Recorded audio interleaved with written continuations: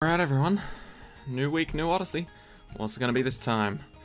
Eco-friendly. Happy Earth Day. Ooh, okay. I like logs. Ooh, fuck, I hate that last map. Okay. We need to think about this. It's eco-friendly, Happy Earth Day. We've only got one life. Hard difficulty. At least it's not extreme mode. I'm just dreading that last map already, no matter what it is, because Pat's Pond is not a kind map. Never has, never will be. Even just starting off, regardless of what round it is, and how much money we have, I can see some terrible things happening there. The rest of them, though, seem quite nice. Let's see what we've got to work with. Tree Stump, hard standard. Increase ram health, no powers, 3 to 80. Simple enough. Primary only on in the loop, so we need to have a good selection of primary towers to start with.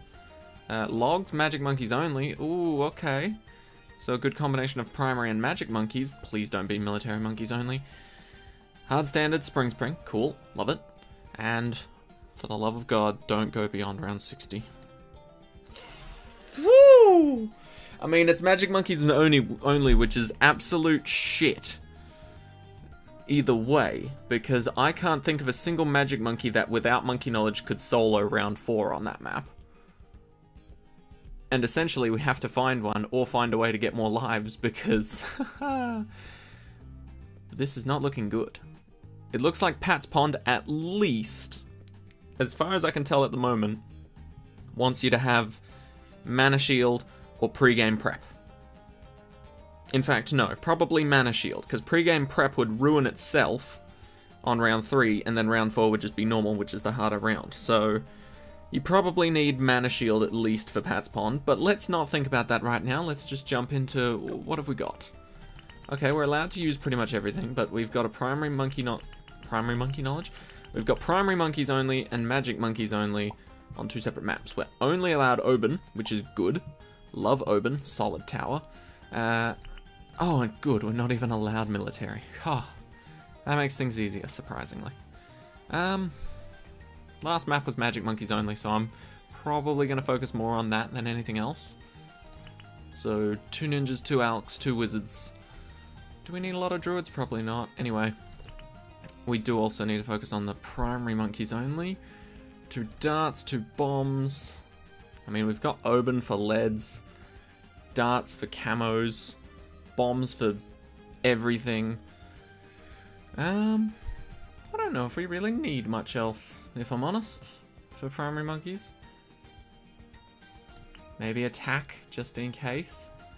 I'm kind of tempted to throw in a super just for fun.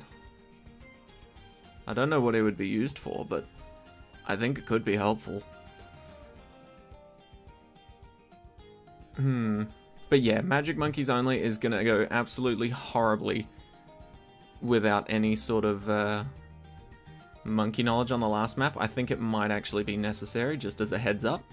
So mana shield is most likely gonna be the solid call for that map.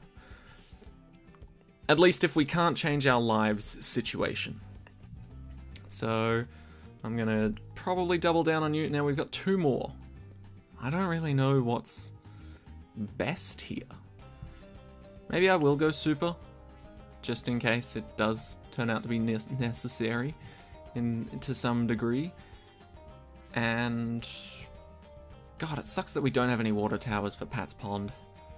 That is actually dreadful. That means we have to use like the other 20% of the map. And fuck it, we'll throw in a boomerang because I think this is a very solid lineup. Okay, let's go. Let's just run headfirst into the brick wall and see how many teeth we lose. Right, 1 life. Did we figure out why it was called eco-friendly? I mean, all the maps are quite foresty, I would say. Forest and watery, I guess, to a degree. Not that we can use it.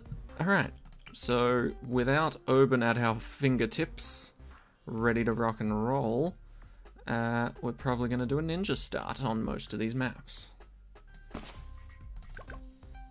At our fingertippies. Okay, but we're looking good. I really need to shower. And I don't know if we'll actually beat this with a ninja start. Round 4's a bitch. Okay. Perhaps 2 darts as a start instead. In fact, it was probably best to grab a 3rd dart at some point, but apparently I didn't think of that at the time. I suppose there is time to reset, but yeah, I think we'll be alright. We won't be too terrible, I don't think, if we throw something like a boomerang down, at least. There we go. Okay. That was actually a solid spot for a boomerang too. Like, I just kind of threw that down in the heat of the moment. But yeah, I badly need to shower today because I've been doing some gardening. Lovely, lovely gardening. Who doesn't love gardening? The answer to that question is my mother, so she sends me to do it. And by gardening, she means removing parts of the garden and replacing it with concrete and bricks. Or, sorry, concrete slabs. Which is lovely, absolutely lovely. Because it means I've got to dig up all the dirt, soon find out that there is roots in the dirt as well from previously cut down trees, and then start laying giant concrete slabs that are 60 centimeters long and wide. So they're just giant square slabs of concrete. Not too thick, I'd say like maybe 2.5 centimeters thick, so like an inch if you're using that system. But yes, so I've been doing a lot of work out there, and by far the worst thing that happens every single time I do it is always I place a brick down, I get it nice and level with the other bricks. You know, I smooth it over, make sure that the dirt's all compressed up against it and underneath it, so it's not hanging over an abyss of dirt that is just gone. And then like a few bricks later, I find another root of a tree and I go, oh, that's shit, I need to dig that out. Dig it out, pulls up like 5 of my previously laid bricks that were all nice and neat. And now since that root has to get out the way and go, it means there's little caves and caverns under my previous bricks, so they're no longer level and I have to go back and redo them. So that was a pain in the ass that I've had to deal with a few times today, but overall, got the shit done. I don't have to do it again, because it's finished now. That's a proper quote from my mother, and she says this a lot because there's always stuff to do around the house, but she always says the very wise words, I might add. You only have to do it once and then it's done. You'll never have to do it again. Right? I've heard that so many times. Admittedly, I do believe there's only been a handful of jobs I've actually had to go back and do again or redo. So for the most part, she's correct about that. But that's basically just her sort of motivator to be like, you get this done, you won't have to do it again, you know? And so it's like, ooh, I don't want to do this ever, let alone again. And so it's sort of a false confidence boost. But we've sort of caught on, me and my dad. We're usually the ones that are doing the work that she's saying this about. Mainly because she is unable to do them either from lack of tools or lack of understanding how it'll all happen, but she handles as much as she can by herself and then gets us to do all the heavy lifting because it would hurt like hell if she did it, which is completely fair. Alright. So we're looking good. We just had a bit of a shaky start, but 2 darts and a boomerang is not a bad way to deal with round 4. However, I imagine it'll be much harder on Pat's Pond when round 4 is split between 2 different tracks. And so our monkeys will probably be split as well. I do really wonder if Pat's Pond is doable in chimps. Well, I know it's doable in chimps, but I just can't picture how. I mean, I guess it starts on round 6, which is much more beneficial than round 4. But seriously, how I bet some of the maps in this game on Chimp's difficulty, if you had to start from round 3, would be nearly impossible. So it's only lucky that we start from round 4 in some of the maps, because I can guarantee it would be nearly impossible otherwise. The restriction of the whole monkey knowledge thing, the awkward placement that the map provides, and the fact that it just splits up and goes around and just... The absolute worst part of any map that has multiple lanes is if the entrance and the exit are the same. That is by far the worst, because it means pre-game prep is absolutely useless and does little to no help in any way, shape or form. But at least you're safe for the first round. Ah, I hate that. Anyway, we will stop jumping on the hate train so quickly. I think I've still got a bit of it in me from the last Odyssey, but we'll ignore that. How are we doing? Admittedly, I think this will be aside from Pat's Pond, this will be a chill Odyssey. Doesn't seem too crazy. The craziest thing about it so far is that we've only got 1 life, and that's happened to us before. And admittedly, Pat's Pond is probably not gonna go down so well. Just a little warning in advance. You've got, what, 5-6 days to beat this Odyssey? I think it's 5 when it's first released. So 5 days to beat this Odyssey. If you really don't have a whole lot of monkey knowledge, I would suggest using those 5 days to grind for enough monkey knowledge to just go straight for Mana Shield and buy it immediately. There is no other monkey knowledge you will need for Pat's Pond other than Mana Shield. And don't get me wrong, there's gotta be a way to do it without monkey knowledge whatsoever. And I will try my best to find that way. But Mana Shield's just gonna be 20 billion times easier. And you don't have to think nearly as hard. And then you can place whatever the hell you want, except for boats and subs apparently, which was my go-to strategy for Pat's Pond, if I'm honest. Boats and subs dominate that map very nicely. But yes, now it is all taken away. Our only hope may just be the Mana Shield monkey knowledge.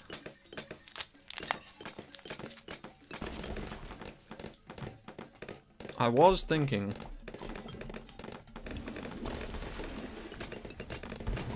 I do have a couple challenge ideas in mind for this game. I'm not going to spoil any of them just yet, but I think it'll be real interesting, so I might record them soon. And then, of course, I'll just post them onto YouTube, because I feel like streaming them won't be as fun. Because it'll be boring as hell. There's not going to be a whole lot of action going on, but at the same time there will be. So, you know. Just to make sure that little hint didn't help anyone whatsoever. Okay, Crossbow Master. Life should be pretty chill from now on. You know what? Yeah, just make us more money. Put the trees up there.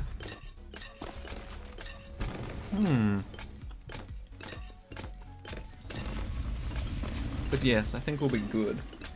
Or at least we should be.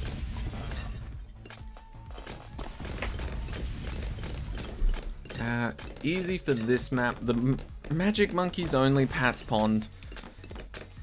Oh, I'm dreading it already. Absolutely dreading it. Good to see Crossbow's still doing the work I remember it doing. Glad it hasn't secretly gotten a nerf without my knowledge. And we should pretty much just fly through the rest of this. I do have monkey knowledge turned off, right? Okay, yeah, I do. Just checking. Because sometimes certain difficulties, or certain game modes I should say, will restrict certain monkey knowledge. Like you'll see if you play Impoppable, you will not be allowed a mana shield, but you will be allowed pre-game prep. So you can still have spikes at the end of the map, but you won't have a mana shield, I don't think. It's either that or the other way around. But yeah, certain game modes can limit that, that's why I was checking. Okay, so far so good. I don't see anything wrong with this. Oh, I'm actually going to the zoo tomorrow, which is very interesting. I've not been to the zoo in what I can safely say is probably around 10 years. Like, I was super fucking young the last time I went to the zoo. I think it was actually for an excursion in high school. And I love it because every time the school says the word excursion, what they mean is a day off of school. They always try and be like, oh yes, we're going to integrate the excursion into a subject, and of course, we're going to be doing a test on certain animals that you see there, certain information that you pick up there. But in reality, the teachers have no fucking clue what animals are going to be at the zoo, and they're way too lazy to research it. And so you just rock up and they tell you to take notes on the animals when really no one does. And then when you get back to class, nobody mentions it, and, you know, it's kind of hilarious. Because they try and be like, this isn't a fun thing. You will still be learning, damn it. And then you just come home from the zoo and your parents are like, what'd you do today? And you're just like, we had fun. That's it. Did you learn anything? No. I threw some things at the back of my friend's head while he was trying to listen to the teacher, but no. Didn't learn shit.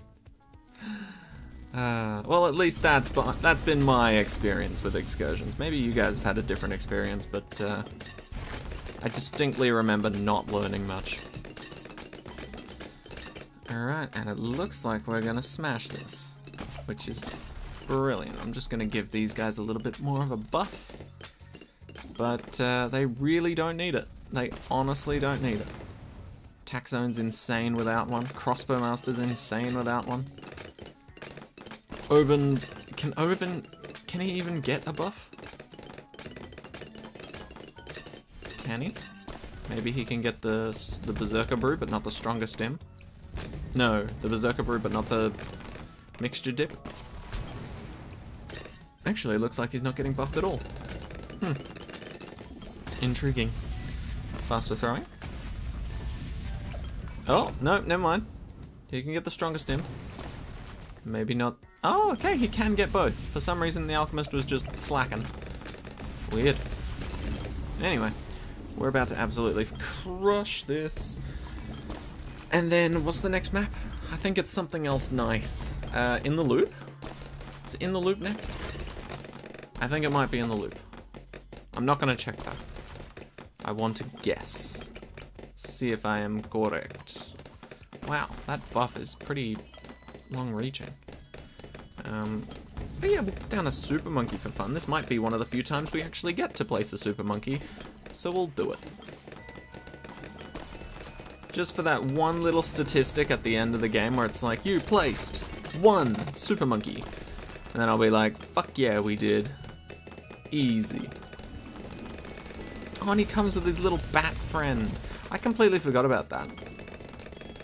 I thought the bat friend with the Super Monkey was just for the Super Monkey fan club. No, not the Super Monkey fan club, the Super Monkey Storm, where it turns them into bats.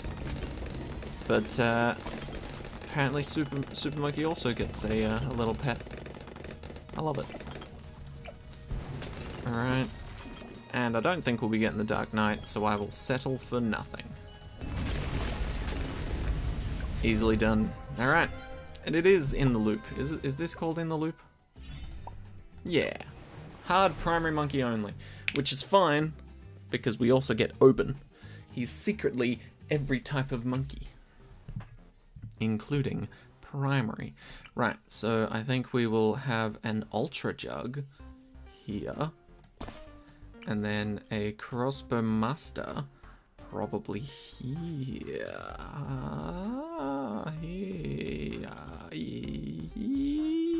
Here. Yes.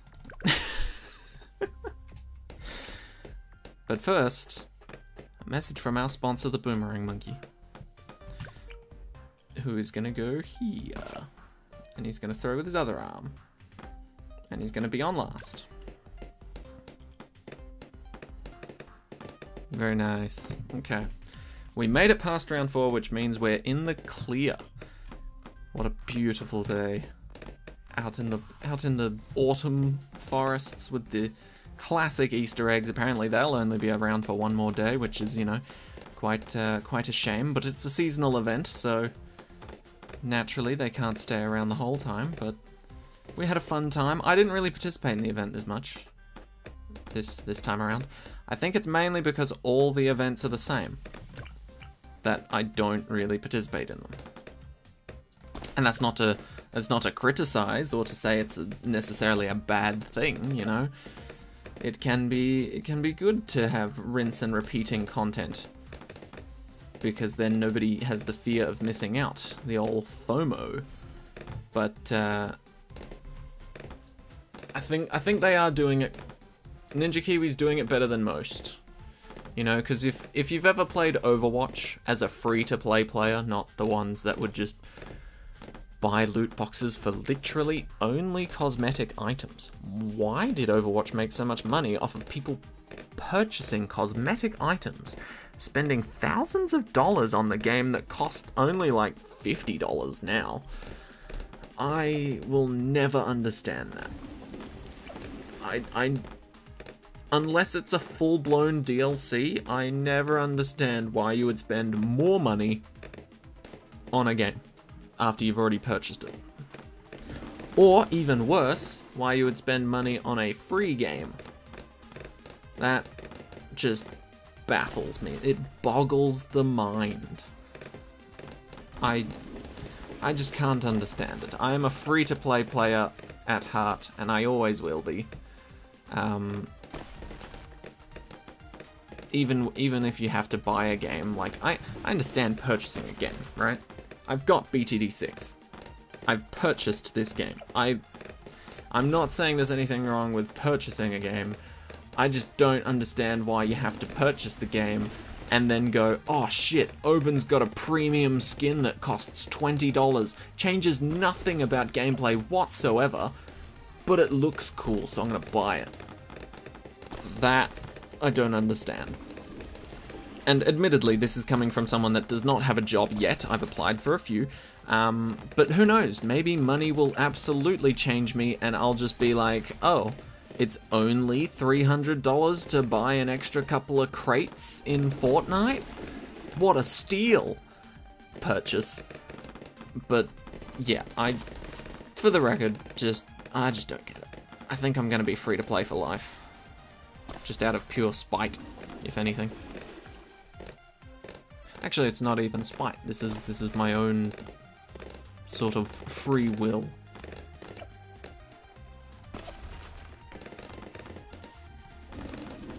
Sorry, I had a little bit of existentialism there.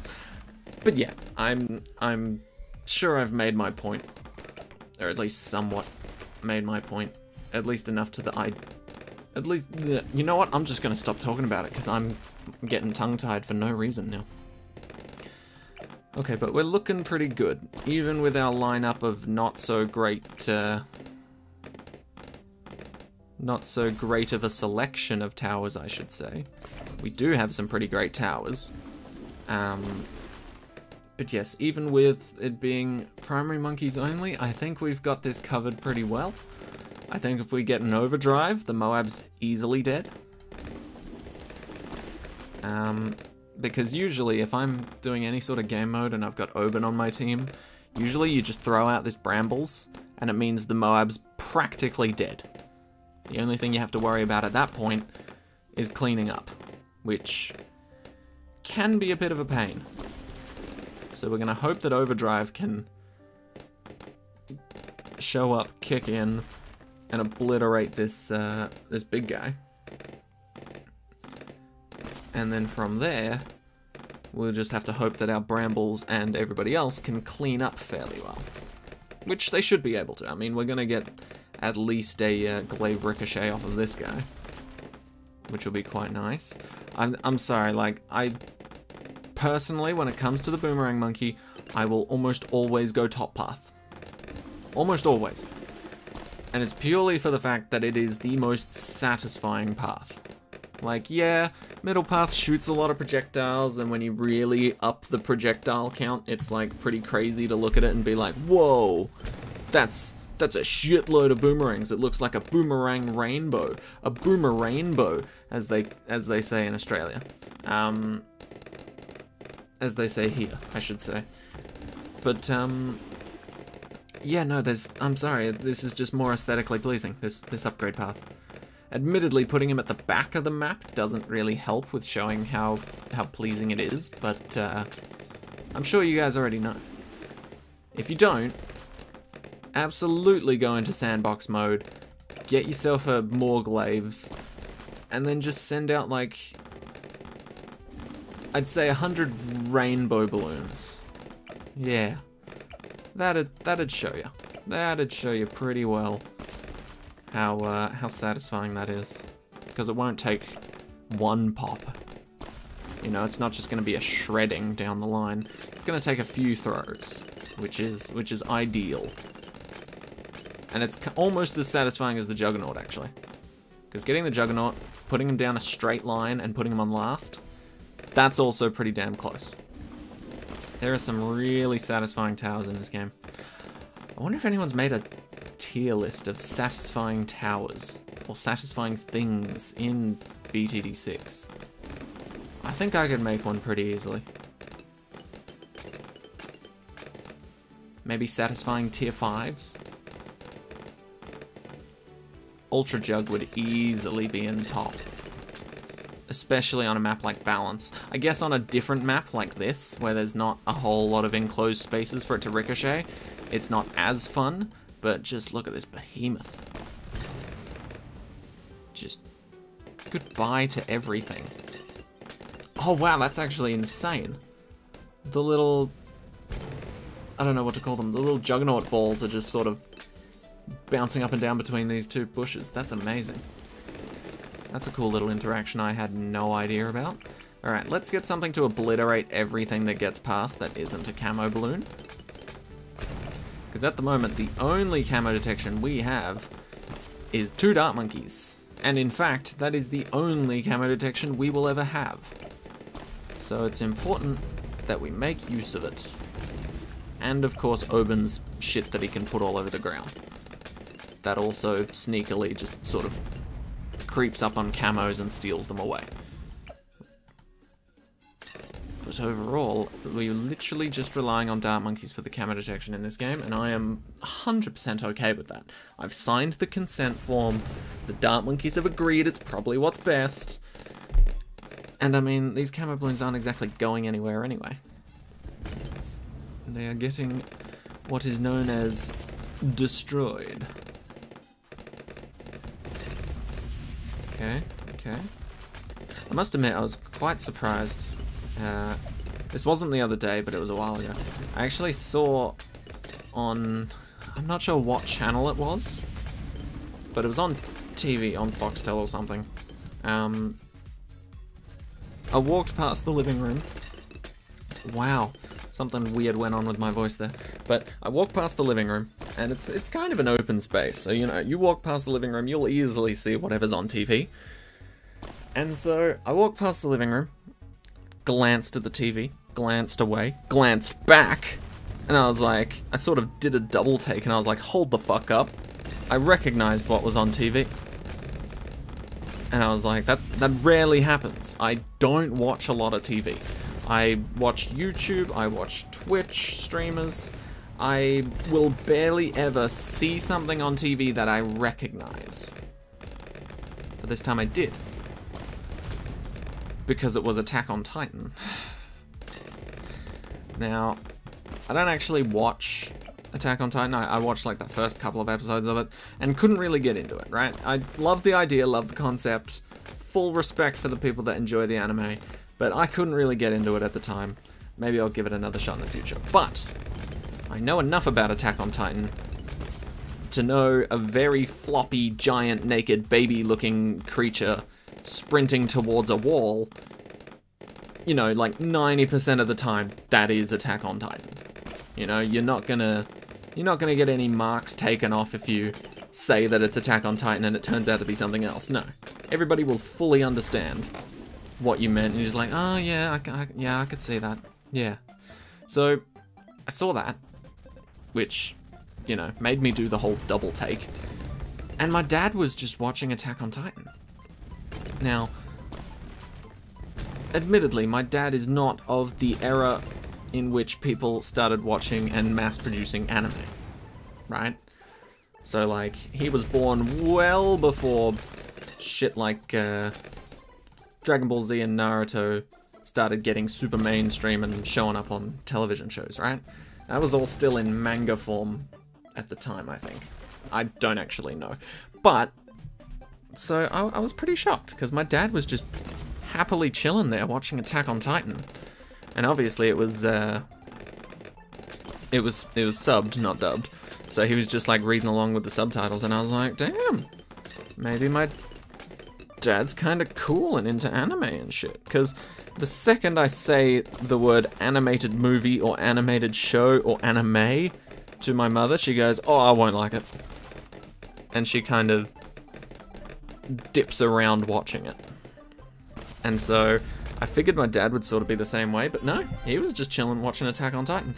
And, you know, when you're in such a precious moment of seeing that, you don't want to go in and be like, oh, fuck yeah, I love this anime, this is super cool. Because, you know, people have done that to me before with their animes in the past, and it's absolutely put me off of watching. So I just kind of watched from a distance, and I was like, nice. Nice. And left him to it. But yeah, I didn't realize there was actually a handful of animes that are on regular old TV like that. Anyway, that has been part 1 of the eco-friendly Odyssey. Happy Earth Day, everyone. Please respect the planet. Respect Mother Nature. Clean up after yourself. Don't just throw your shit on the floor like everybody in Roller Coaster Tycoon 3 does. And, yeah, so that was part 1 done. Part 2, as usual, coming out tomorrow. Thank you all so much for watching, and I'll see you all in the next one. Take care, everyone.